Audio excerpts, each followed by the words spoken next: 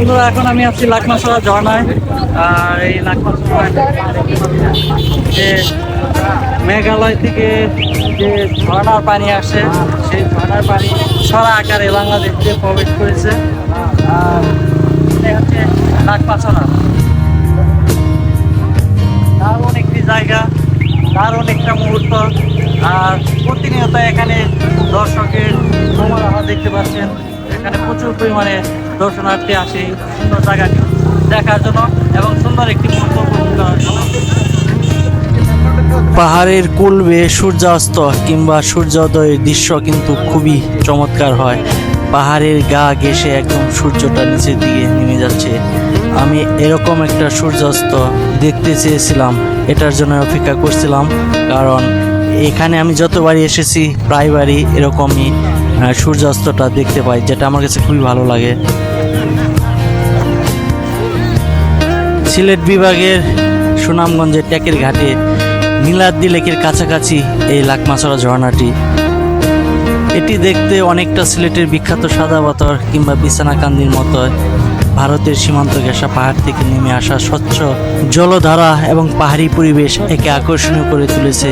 সাধারণত টাঙ্গুয়ার হাওরে যারা বেড়াতে আসেন বা ট্যাকের ঘাট যারা ভ্রমণে আসেন, সেই সব পর্যটকরা মোটরসাইকেল বা পায়ে হেঁটে, এছাড়া বর্তমানে চাঁদের গাড়ি নিয়ে এই লাকমাছড়া ঘুরে দেখেন। আপনি কখনো নীলাদ্রি লেকে যদি বেড়াতে আসেন, তাহলে সেখান থেকে লাকমাছড়া এবং লালঘাট ঝর্ণা দুটি দেখতে পারবেন। এখানে যে মোটরসাইকেল ভাড়ায় পাওয়া যায়, সেখানে তাদের সাথে অবশ্যই দামাদামি বনিবানা করে নেবেন। এই জায়গার মূল আকর্ষণ হচ্ছে পাহাড় দেখা। এখান থেকে দাঁড়িয়ে পাহাড়ের কয়েকটা স্তর দেখা যায়। বর্ষাকালে সুনামগঞ্জের এই তাহিরপুর এলাকাটি পর্যটক দ্বারা পরিপূর্ণ থাকে। এখানে এই সময় প্রচুর পরিমাণে দর্শনার্থী এই জায়গাগুলোকে ঘুরে বেড়াতে ভালোবাসেন, পছন্দ করেন।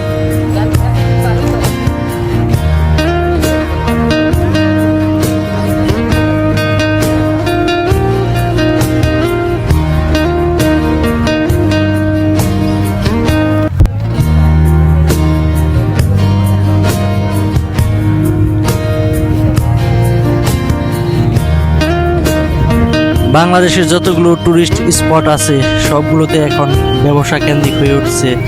এখানে আগে এই কোয়াইট বাইকগুলো ছিল না, কিন্তু এবার এসে আমি প্রথম এই কোয়াইট বাইক দেখতে পেলাম।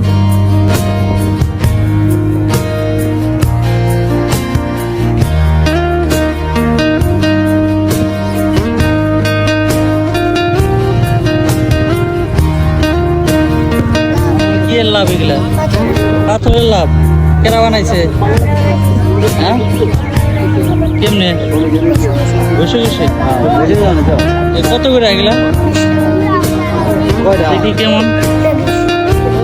120 টাকা। মেশিনটা বানাইছিস না বসে বসে? বসে বসে দারুণ।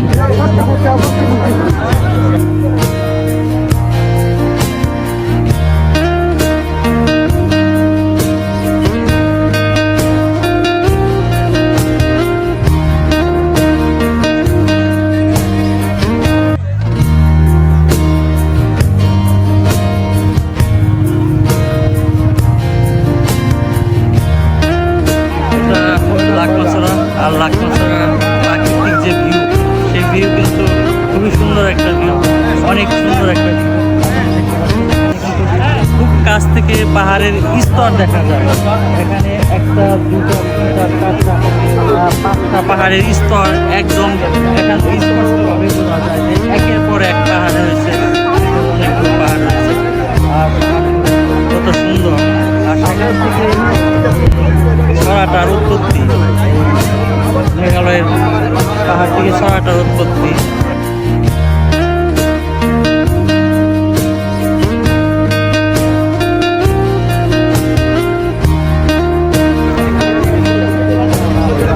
একটু আগে কিন্তু এখান থেকে সূর্যাস্তের একটা সুন্দর দৃশ্য দেখছি, যেটা খুবই সুন্দর ছিল। পাহাড়ের উপর রক্তিম রাঙা একটি সূর্য অস্ত গিয়েছে। সেই অস্তটি দেখার মুহূর্ত কিন্তু খুবই সুন্দর সুন্দর। আর যে মুহূর্তটা দেখার জন্য এখানে দর্শকরা প্রতিনিয়ত দাঁড়িয়ে থাকে অপেক্ষা করে এই সুন্দর দৃশ্যটা দেখার জন্য। সিলেট সুনামগঞ্জের এই তাহিরপুরের লাকমাছড়ার সুন্দর এই পয়েন্ট থেকে আমি বিদায় নিচ্ছি। দেখা হবে অন্য কোথাও অন্যভাবে। সে পর্যন্ত সবাই ভালো থাকবেন, সবাইকে অনেক বেশি ধন্যবাদ। Bye bye.